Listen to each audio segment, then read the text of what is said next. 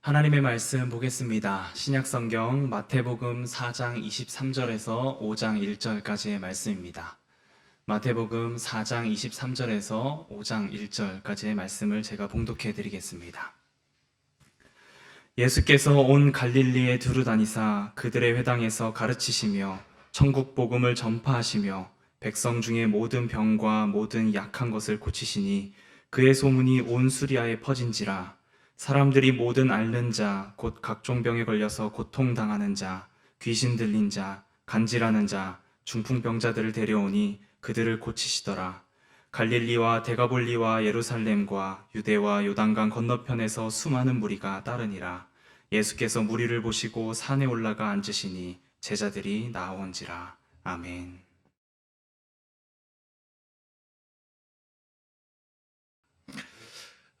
계속해서 코로나19로 인하여 우리 교회들이 많은 어려움을 그리고 예배드리는데 많은 지장을 받고 있습니다. 그런데 교회의 역사를 살펴보면 교회는 평안할 때도 있었지만 힘들고 어려운 상황들이 교회의 역사 속에 더 많이 나타납니다. 그런데 그 교회의 역사 속에서 힘들고 어려운 상황의 때를 지나면서 그 교회들은 어떻게 길을 찾았고 방법을 찾았는가? 교회 역사에 대한 그 관련된 책들을 찾아보면 그 방법과 길은 오직 한 가지였습니다. 그것은 우리의 인생의 길이고 우리의 인생의 진리가 되신 예수님에게로 돌아가는 그 방법 한 가지였습니다. 예수님께로 돌아간 교회들은 예수님 안에서 미래를 향한 답과 길을 발견하고 회복을 경험했습니다. 비록 예수님의 말씀이 2000년 전에 선포된 말씀이었지만, 그리고 지금 시대에 그 2000년 전에 선포된 말씀이 맞을까 생각이 되기도 하겠지만, 여지없이 2000년 전에 선포된 그 말씀 안에 담겨 있는 모든 메시지들은 미래를 향한 답과 길을 제시해 주었습니다. 그렇게 시대마다 예수님의 말씀은 길이 되고 진리가 되고 생명이 되었습니다. 저는 예수님의 말씀이 길이 되고 진리가 되고 생명이 되었다라고 하는 이 구절을 생각할 때마다 떠오르는 책의 제목이 하나 있습니다. 여러분들도 혹시 들어보신 적이 있는지 모르겠는데 오래된 미래라고 하는 책입니다. 이 책의 그 저자는 헬레나 노르베리 호지라고 하는 여성인데요. 이분이 히발리아 북서부에 있는 라다크라고 하는 마을에 살아가면서 자신이 경험하고 보았던 내용을 기록한 책이 이 오래된 미래라고 하는 책인데요. 제목 자체가 반어적인 표현이어서 제 마음속에 그리고 제 기억 속에 오랫동안 남아있는 책 제목이기도 합니다. 이 내용을 보면 이런 내용입니다. 이제 저자가 그 히말라야 북서부에 있는 라다크라고 하는 오래된 그 전통 부족이 살고 있는 마을에 가서 살아보니까 그 마을에는 아주 중요하고 아주 귀한 전통이 몇 가지가 있었음을 발견합니다. 그 전통이 뭐냐면 크게 세 가지인데, 하나는 이들은 자연 친화적인 삶을 살아간다. 그리고 또 한 가지는 이들은 남들과 더불어 사는 삶을 살아간다. 그리고 세 번째는 이들은 무소유의 삶을 살며 자신의 것을 고집하지 않고 어려운 사람들에게 자신의 것을 내어주는 삶을 살아가고 있다. 그러한 모습을 보면서 이 저자는 이들의 오래된 그 전통 속에서 나중에 미래의 사람들이 살아가야 할 그 미래를 모두 담고 있음을 발견하게 됩니다. 그런데 시간이 지나서 그 마을에 서구의 문명이 들어오고 부가 들어오고 경쟁이 들어오고 개인주의가 들어오면서 그와 같은 전통들이 사라지고 모든 삶이 황폐화되고 어그러지고 맙니다. 자연이 훼손되고 사람들과의 관계가 깨어지고 사람들이 서로 자신의 부를 쌓고자 애를 쓰며 살아가는 모습 속에서 그 이전의 전통이 모두 사라졌던 겁니다. 그 상황을 보면서 저자가 그렇게 이야기를 하죠. 당신들이 가지고 있었던 오래된 그 전통 속에는 행복하고 평안하게 사는 그 미래가 담겨져 있는데 그것을 다시 찾아가야 합니다 하는 것이 이 오래된 미래가 가지고 있는 책의 이제 흐름, 줄거리 가운데 하나입니다. 마찬가지로 교회가 길을 잃고 새로운 길을 찾을 때 우리가 돌아가야 하는 곳이 있다면 그곳은 예수 그리스도입니다. 2000년 전에 예수 그리스도의 말씀과 2000년 전에 사역하셨던 그 모습을 집중할 때에 그 속에 너무 오래된 이야기처럼 들리지만 그 속에는 미래를 살아가고 있는, 미래를 살게 하는 길과 진리와 교훈이 그 안에 다 담겨 있습니다. 그래서 기독교 역사 가운데서도 교회들이 어렵고 길을 잃고 방황할 때 회복을 경험했던 교회, 회복을 경험했던 성도들의 삶에는 바로 그 예수에게로 돌아가서 그 길을 찾았던 때입니다. 한국 교회가 길을 잃고 있다라는 말을 많이 합니다. 특별히 코로나19로 인하여 또 세상 속에서 천덕꾸러기가 된 것이 지금 세상으로 교회가 받고 있는 평가입니다. 이러한 상황 속에서 교회는 어디로 돌아가야 할까 하는 것이 교회가 가지고 있는 고민이기도 하고요. 성도의 고민이기도 하고 또 목회자의 고민이기도 합니다.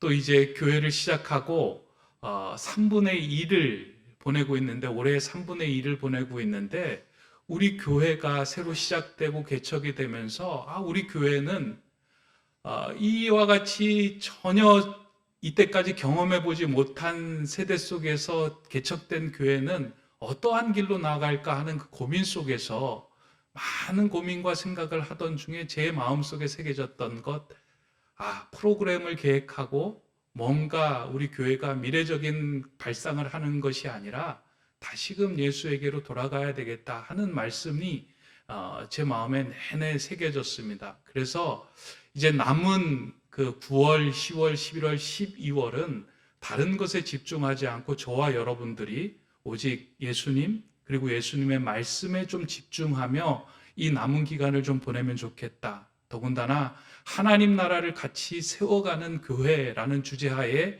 세워진 이 교회가 어떻게 교회 초석을 잘 다져갈 것인가? 그것은 우리의 오래된 미래, 오래된 세기를 품고 있는 예수 그리스도에게서 그 길을 찾고 발견하면 좋겠다라는 생각이 들었습니다.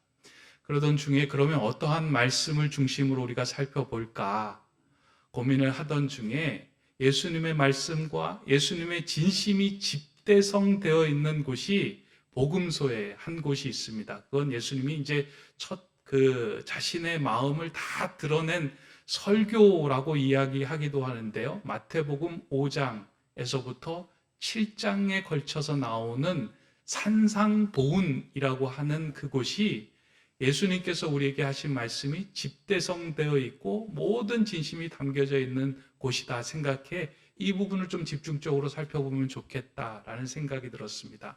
그래서 여러분들도요, 남은 이제 3개월, 4개월 이 기간 동안에 해야 할 일도 많고 또 여러분들이 읽고 계시는 성경도 있었겠지만 특별히 마태복음 5장, 6장, 7장, 이 8장에 걸쳐서 기록된 이 5장, 6장, 7장에 기록된 이 말씀들은 좀 외우려고 노력하시면서 좀 이 말씀에 도전을 해보시면 좋겠다라고 생각이 됩니다.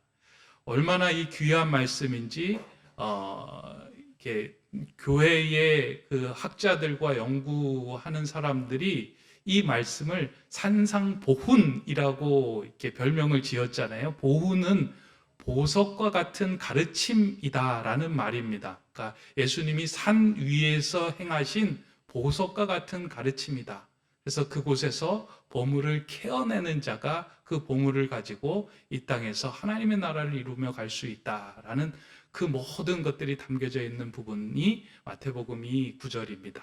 그래서 이 구절을 한 구절 한 구절씩 이제부터 좀 살펴보려고 합니다. 오늘은 그 가운데 첫 번째 해당되는 마태복음 5장 1절의 말씀을 가지고 함께 예수님의 마음이 무엇인지 좀 살펴보려고 하는데요. 산상보훈에서 가장 논란이 되었던 구절 가운데 하나가 이 마태복음 5장 1절의 말씀입니다.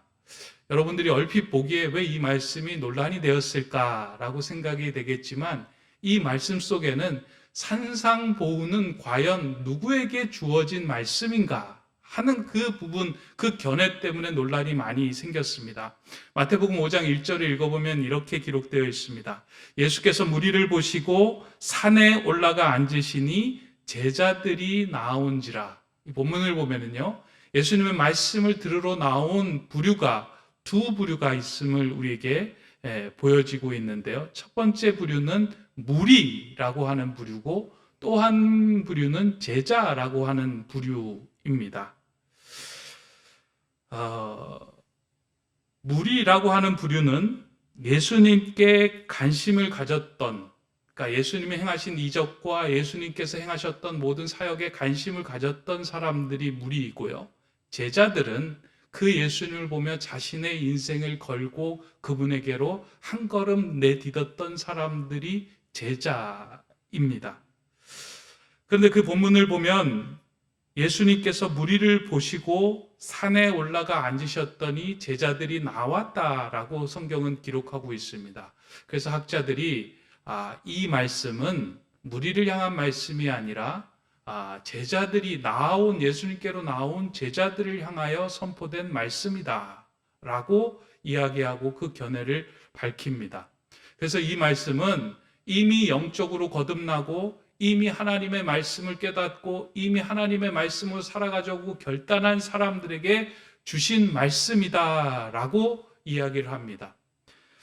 이러한 주장이 전혀 일리가 없지 않은 것은 사실 산상보훈의 말씀을 읽어보면 그 말씀의 깊이와 그 말씀을 듣는 자들에게 요구하는 수준이 상당합니다. 여러분들 읽다 보면 그런 것들을 느끼게 될 것입니다. 그 당시에 많은 사람들이 부유하고 그리고 많은 소유를 가진 사람들이 하나님께로부터 복을 받은 사람이라고 모든 사람들이 인정하던 그 시대에 예수님께서 가난한 자가 복이 있는 사람이다. 그리고 남들로부터 인정을 받고 칭찬을 받는 자가 복이 있다라는 것이 이렇게 많은 사람들에게 펼쳐져 있는 그 시대에 핍박을 받는 자가 복이 있다라고 예수님이 말씀합니다. 언뜻 듣기에 이해가 되기가 참 어려운 말씀을 예수님은 사람들에게 말씀하고 있습니다. 더 나아가서 보면 겉옷을 달라고 하는 자에게 너희 속옷을 주라. 오리를 가자고 할 때 십리를 동행해 주어라. 그리고 내 오른편 뺨을 맞으면 왜 왼편 뺨까지 돌려대라 라고 이야기를 합니다. 도저히 불가능한 행동까지 요구하는 것 같아서 학자들은 이것은 도저히 무리들에게 요청되는 말씀이 아니고 정말로 하나님 앞에서 신실하게 살고자 하는 그 사람들에게만 해당되는 행동 강령이다라고 이제 이야기를 하고 주장을 합니다. 이에 비하여 산상보훈은 제자뿐만 아니라 모인 모든 무리들에게도 제자로 향한 영적 발돋움을 하도록 하기 위하여 주신 예수님의 말씀이다라고 주장을 합니다. 예수님께서 말씀을 전하실 때 오늘 본문을 보니까 산 위에 올라가서 말씀을 전하셨다라고 기록되어 있습니다. 산 위로 올라가신 이유는 여러 가지 이제 신학적인 이유가 있고 실제적인 이유가 있습니다. 신학적인 이유는 이런 이유입니다. 이게 마태복음은 유대인의 관점에서 모세오경을 중심으로 모세오경처럼 이제 비유 대조를 통해서 기록된 성경이 마태복음인데요. 그러다 보니까 마태복음에서는 예수를 모세하고 항상 대조하면서 이야기를 하고 있습니다. 그러다 보니까 산 위로 올라갔다라고 이야기할 때 마치 모세가 시내산에 올라가서 하나님으로부터 율법을 내려받고 난 후에 그 모든 모인 백성들에게 하나님의 나라는 무엇이며 하나님의 백성들은 어떻게 살아가야 하는지를 그 율법을 선포한 것과 같은 모습으로 예수님이 산에 올라가셨다 하는 것을 이제 보여주고 표현하기 위해 그렇게 기록되었다라고 말을 합니다. 마태의 관점에서 그리고 유대인들이 읽어야 하는 관점에서는 아주 정확한 표현이고 신학적인 내용이 담겨 있는 부분입니다. 근데 실제적인 부분도 사실은 예수님이 산에 올라가서 말씀을 전한 데에는 있습니다.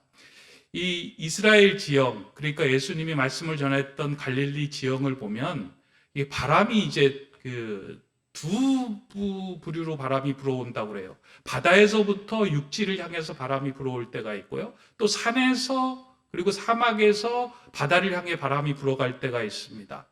근데 예수님이 말씀을 전하실 때 보면 어떨 때는 바다에 배를 띄워놓고 육지를 향하여 말씀을 전하기도 하고 어떨 때는 산에서 밑에 이제 모여있는 바다 쪽으로 향하여 사람들에게 말씀을 전할 때도 있습니다. 왜 그렇게 하셨을까요? 그거는 바람이 불어올 때 많은 사람들이 예수님의 말씀을 듣게 하기 위하여 바람에 실려 그 음성이 전달되고 전파되기 위하여 그와 같은 행동을 하셨던 겁니다. 아마 이때도 예수님께서 산 위에서 말씀을 전하시면서 나온 제자들 뿐만 아니라 무리에게까지 그 말씀을 전하게 하기 위하여 예수님은 그 산에 앉으셔서 제자들을 향하여 무리를 향하여 말씀을 전하셨고요. 그 말씀을 듣는 무리는 누구든지 제자로 하여금 한 걸음 무리로 하여금 제자로 향하는 한 걸음을 내디딜 수 있도록 그들에게 말씀을 선포해 주셨다라고 이제 학자들이 주장을 합니다. 저는 두 번째 의견에 동의합니다. 왜냐하면 예수님께서 제자들에게만 말씀을 전하려고 하셨다면 한적한 곳에 가서 그들에게 제자들만 떼어놓고 말씀을 하셨을 겁니다. 근데 무리를 보시고 그들을 향하여 앉으셨는데 제자들이 나왔다라는 것은 제자뿐만 아니라 무리들에게도 말씀을 전하시며 그들도 예수에게로 한 걸음 더 나와 함께 하나님의 나라를 이루는 삶을 살아가고자 하는 초청으로 예수님은 그들에게 말씀을 선포하셨던 것입니다. 그러다 보니 오늘 본문을 읽으면서요, 저는 이제 그런 생각이 듭니다. 많은 이제 목사님들이 이 본문을 설교를 하시면서 저도 이제 어려서부터 그렇게 듣기는 했습니다. 당신은 무리입니까? 제자입니까? 라는 그 묵직한 질문을 항상 던집니다. 여러분들은 무리입니까? 제자입니까?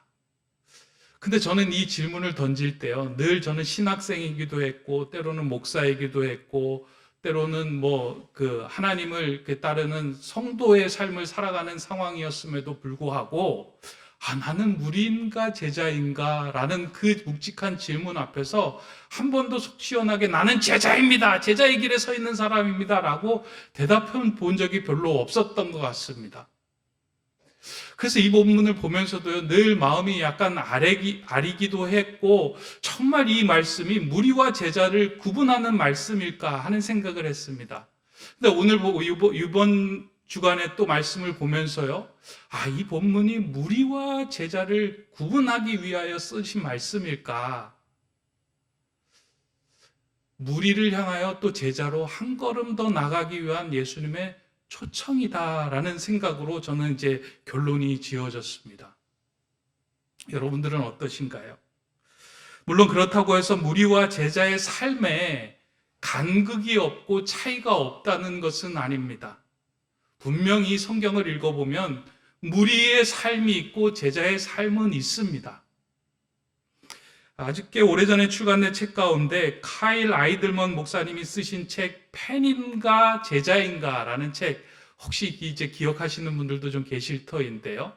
이 카일 아이들먼 목사님은 이 본문을 가지고 예수님을 따르는 사람들, 그러니까 관심이 있어서 따르는 사람들, 제자로 따르는 사람들을 두 부류로 나누어서 팬, 제자라고 이제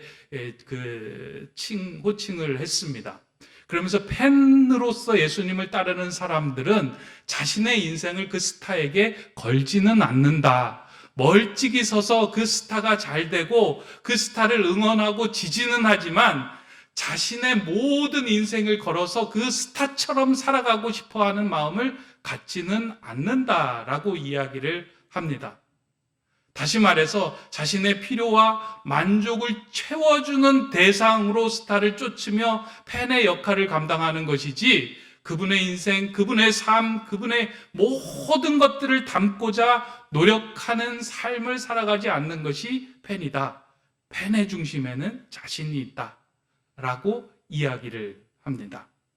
그러다 보니 자신의 관심과 필요를 채워주지 않을 때 언제든지 팬들은 그 스타를 떠나서 다른 스타를 찾게 된다는 것입니다. 이 저자는 예수님께 관심을 가지고 모여든 무리가 이런 펜과 같은 사람이다라고 이야기합니다.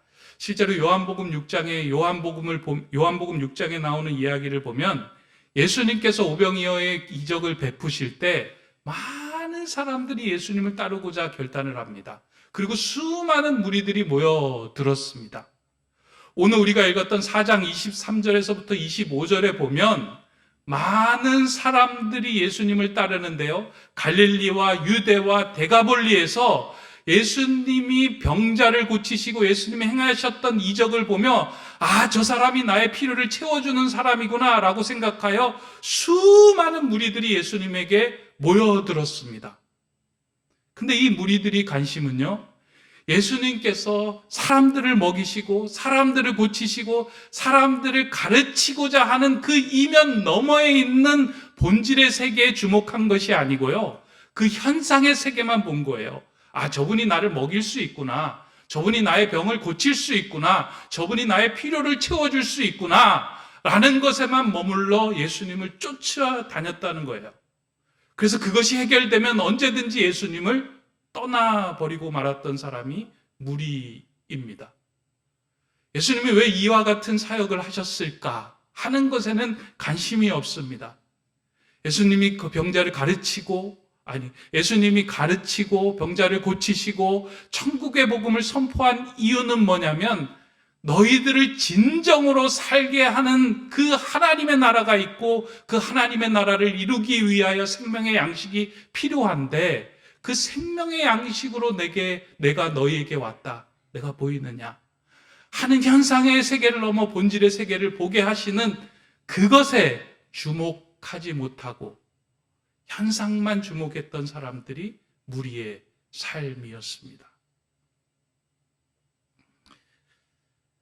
이에 비하여 제자들의 관심은 자신에게 있지 않고 스승에게 있었습니다. 스승의 행동과 자세와 말투와 삶을 닮으려고 노력하는 사람들이었습니다. 예수님의 제자가 된다는 것은 내 삶의 중심에 예수님을 둔다는 말입니다. 예수님께서 좋아하시는 것에 관심을 가지고 싫어하는 것을 우리도 같이 싫어하는 삶.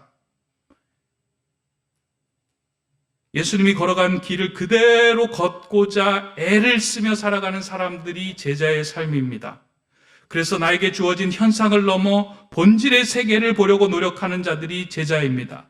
내가 먹고 입고 살아가는 것에 관심을 갖는 것 너머로 나를 진정으로 영적으로 살게 하는 그 생명의 근원이 어디서로부터 오느냐? 나를 살게 하는 생명의 근원은 생명의 양식이고 영을 살리게 하시는 그 예수 그리스도에게로부터 온다라고 그분에게 믿음으로 나아가 그분에게 인생을 거는 자, 그 사람이 제자이다 라는 것을 말합니다. 제자와 무리들은 성경을 보면 같은 장소에 있었습니다. 하지만 그들의 속마음은 달랐습니다. 같이 모여 있었고 같은 곳을 바라고 있었지만 그들의 속마음은 전혀 달랐습니다. 이것은 예수님 당시에만 해당되는 것이 아니라 오늘 우리 교회에서도 존재하는 상황입니다.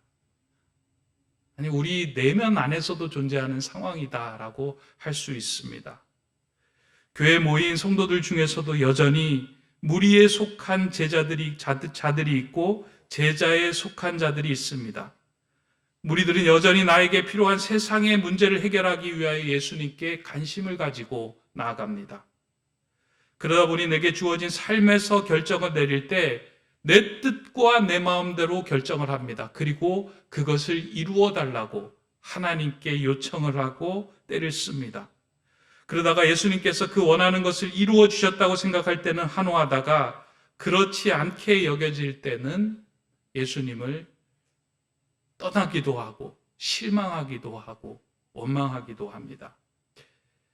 이에 비하여 내게 주어진 삶의 상황이 비록 이해가 되지 않더라도 하나님의 뜻이 무엇인지 엎드려 기다리는 사람들이 있습니다. 그리고는 이전에 내가 행하지 않았던 주님 닮은 모습들이 그 사람의 삶 속에서 하나둘씩 나타나기 시작합니다. 용서의 마음이 더 넓어지고 상대방을 향한 환대와 배려의 마음이 깊어집니다. 이전에 행하지 않았던 예수 그리스도의 행동과 성품들이 조금씩 그 삶에서 드러나며 그것을 행하는 삶이 됩니다. 이전에 행했던 삶에서 한 걸음 더 내딛어 예수님에게로 한 걸음 더 가까워진 삶을 살아가고 있는 삶, 그 삶이 제자의 삶입니다. 지난 여름에 한번 제가 말씀을 드리기도 했는데요. 그 여수에 있는 그 손양원 목사님 기념관에 다녀왔습니다. 애양원하고 함께 이제 이루어져 있는 곳인데요. 아이들을 데리고 다녀왔는데 그곳에 가서 손양원 목사님의 아들, 막내 아들 손동길 목사님을 만났는데 그분이 이제 하신 말씀이 그런 말씀이에요. 손양원 목사님에 대하여 지금까지 나온 모든 책들을 읽어보면 그분이 너무 영웅처럼 그려져 있다는 거예요. 그러다 보니까 우리가 범접할 수 없는 어떤 신앙의 위인처럼 그려지고 있는데 실제로는 작고 나약하고 하나님을 한없이 의지했던 인물이다. 우리 아버지는 그랬던 인물이다. 키도 작으신 분이었고 마르신 분이었고 연약하신 분이었다. 책들에 보면 막 나병 환자들, 한센병 환자들의 그 피고름을 입으로 빨아낼 정도로 그렇게 담대한 삶을 살았다라고 기록이 되었는데 실제로 보니까 한 번도 아버지가 그 피고름을 빨은 적이 없다. 너무 포장되어 있는 이야기다라고 이야기를 합니다. 그래서 제가 그에 관련된 좀 책을 찾아보고 내용들을 좀 인터넷에서 살펴보았더니만요. 그런 기록들이 많이 있더라고요. 어느 날 손양원 목사님이 그 애양원에 있는 그 교회에 처음 부임하였는데 그 부임하고 나서 한센병 환자들을 바라보고 마주 대하기가 너무 두려웠다는 거예요. 지금은 이제 없지만요. 한센병 환자들의 그 실제 모습을 보면 모두가 이렇게 뭉그러져 있는 모습입니다. 코도 없고요. 눈도 없고 입도 제대로 붙지 않아서 이빨이 흉측하게 나온 그 모습을 볼 때 그냥 맨 얼굴로 맨정신으로 그 사람을 바라보며 웃는 것은 쉬운 일이 아닙니다. 목사님 거기 부임했는데 그런 사람들이 돌아다니는 것을 보면서 너무 두려워가지고 밖을 나가지 못하고 강대상에 엎드려서 기도했다는 거예요. 하나님, 너무 두렵습니다. 저들의 얼굴을 보는 것이 너무 두렵습니다. 내가 목회자인데도 저들의 얼굴을 마주 대면하는 게 두렵습니다. 나에게 이 두려움을 가져가시고 용기를 주셔서 저들을 대면하게 해주십시오. 그러면서 한참을 기도하고 그 교회에서 자신의 마음을 달래는 기도를 많이 했다고 해요.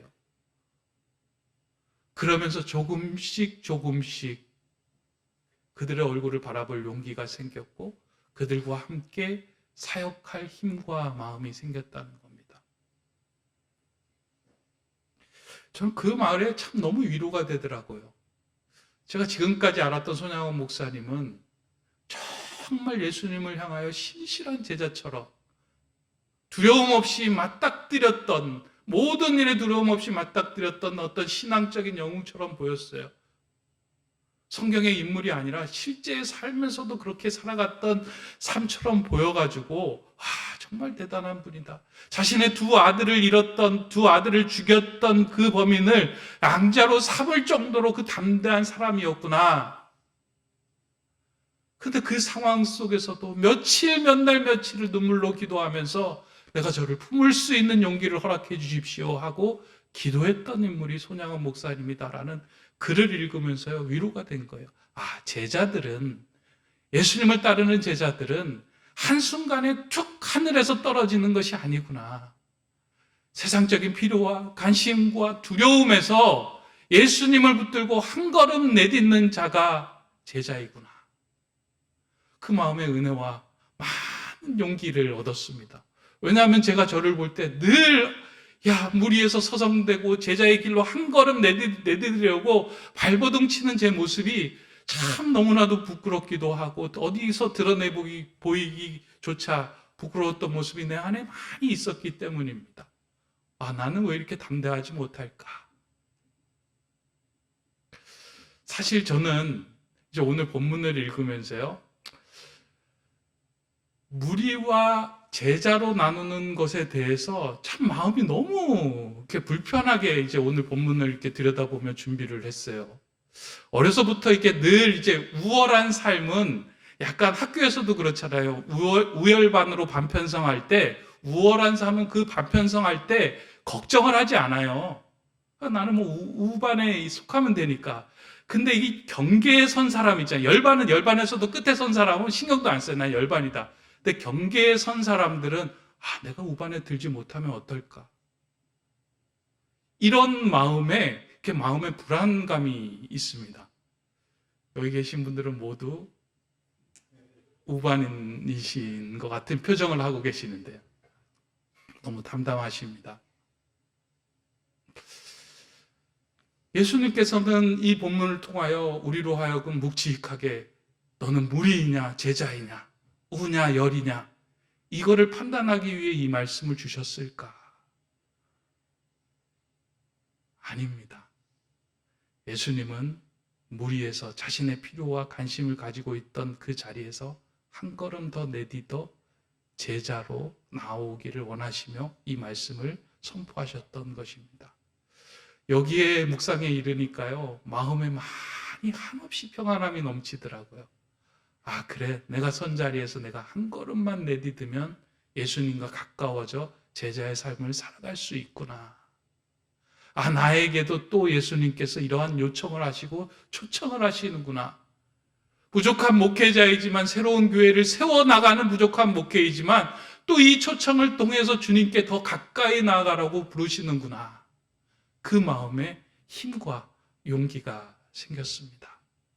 아마 이 말씀은 저에게만 주시는 말씀이 아니고요. 여러분에게도 주시는 말씀이라고 생각이 됩니다.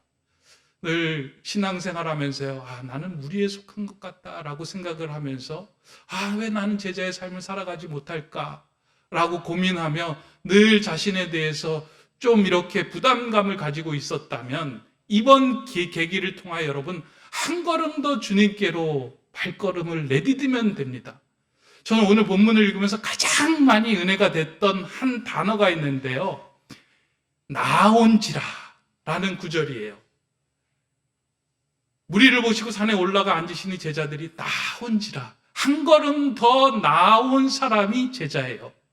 여러분의 삶 가운데 성경을 읽다가요. 성경을 읽지 않았는데 한 걸음 더 나아가 성경을 읽게 되고 한 걸음 더 나아가 기도하게 되고 어려운 사람들을 향하여 한 걸음 더 나아가 손을 내밀어주고 누군가 희생을 감수해야 하는 자리라면 내가 한 걸음 더 나아가 그 자리에 서는 것, 그것이 제자의 삶입니다. 이제 우리가 읽어야 할 산상보는 어떻게 우리가 그 한 걸음 더 나아갈 수 있을까? 어떠한 걸음으로 한 걸음 내딛는 것이 예수 그리스도의 제자의 삶인가? 그것을 우리에게 말해주고 건네주고 있습니다. 그래서 앞으로 이제 한두 달, 많게는 3달까지 우리가 이 말씀을 살펴볼 때요. 여러분들의 삶 가운데 정말 이 기회를 통하여 예수께 한 걸음 더 나아가는 그 제자의 삶이 여러분들의 삶이 되었으면 좋겠습니다. 이제 말씀을 맺으려고 합니다. 높은 뜻 세움교회는 하나님 나라를 같이 세우는 공동체가 되자 하는 그 의미로 세워졌습니다. 공동체는 그냥 세워지는 것이 아니고요. 이 교회에 속해 있다라고 해서 우리가 교회가 되는 것이 아닙니다. 모두 다 예수님께로 한 걸음 더 나아가는 사람들을 통하여 세워지는 것이 하나님의 나라입니다. 여러분들의 자리에서, 가정에서, 직장에서, 삶에서 한 걸음만 더 내딛는 것에 올 한 해의 목표를 좀 삼으셨으면 좋겠습니다. 대단한 목표 삼지 마시고요. 아내를 위해서 한 걸음 더 나아가고, 남편을 위해서 한 걸음 더 나아가고, 내 옆에 힘들어하고 있는 친구를 향해서 한 걸음 더 손을 내밀고 나아갈 때 그것이 하나님의 나라가 될 것입니다. 그렇게 한 걸음을 더 내딛는 귀한 성도들이 가득한 우리 높은 뜻 세움교회가 되기를 주님의 이름으로 축원합니다. 기도하겠습니다. 사랑의 하나님, 오직 예수님 안에서만 새로워지는 길이 있음을 압니다. 이제 다시 예수님의 말씀과 가르침으로 돌아가 우리의 마음을 조율하고자 합니다. 세상에 관심을 쏟았던 우리의 삶에서 한 걸음 더 내딛어 예수님이 주시는 영적인 생수를 경험하고 나를 살게 하시는 영생의 참된 양식을 구하는 제자로 내딛는 삶이 되게 하여 주시옵소서. 예수 그리스도의 이름으로 기도드립니다. 아멘.